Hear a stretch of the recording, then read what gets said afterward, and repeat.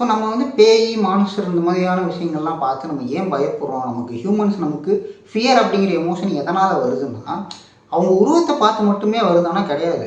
Like அந்த ஃபியருக்கு பின்னாடி இருக்கக்கூடிய ஃபீலிங்ஸ் என்னன்னா, த ஃபியர் ஆஃப் டெத் அப்படின்னு சொல்லலாம். அந்த மான்ஸ்டர் நம்மளை கொன்றும், ஏதாவது பண்ணிரும், அல்லது நம்ம லைஃப்பை நம்ம நினச்ச மாதிரியே நம்மளால் கண்டினியூ பண்ண முடியாது அப்படிங்கிற ஃபியர் தான்.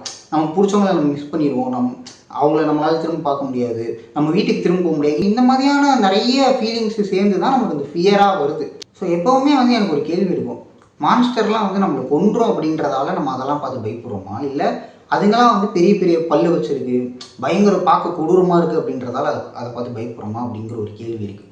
ஸோ அந்த கேள்வியை தான் வந்து அலெக்ஸ்டர் ரெனால்ட்ஸ் என்ன பண்ணுறாருன்னா, ரொம்ப கிளவராக அவரோட ரைட்டிங் வழியாக ஆடியன்ஸோட மைண்டோட ப்ளே பண்ணி இன்ட்ராக்ட் பண்ணி டைரெக்டாக கண்ணு முன்னாடி கிளைமேக்ஸில் வைக்கிறாரு. ஸோ என்ன பண்ணுறாருன்னா, நம்ம மான்ஸ்டர் அப்படின்னு சொல்லக்கூடிய அத்தனை உருவமும் இருக்கக்கூடிய வந்து ஒரு கிரியேச்சரை நம்ம கண்ணு முன்னாடி நிப்பாட்டிட்டு, மான்ஸ்டர்னால் நம்மளை கொலை பண்ணிடும், நம்மளை ஹார்ம் பண்ணும் அப்படிங்கிற ஒரு எலமெண்ட்டே தூக்கி வெளியே வச்சுக்கிறார் ரைட்டிங்கில்.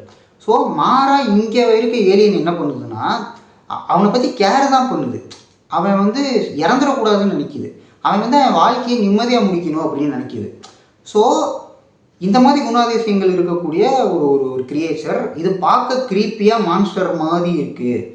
இப்போ இது மேலே உனக்கு பயம் வருமா வராதா அப்படின்ற கேள்வியை நம்ம கண் முன்னாடி ஸ்ட்ரைட்டாக நம்ம மூஞ்சிக்கு இவர் ரைட்டிங் மூலிமா வச்சுட்டு, அதுக்கான பதிலையும் நம்மக்கிட்டே விட்டுட்டு இந்த எபிசோடை முடிக்கிறாரு. Master stroke.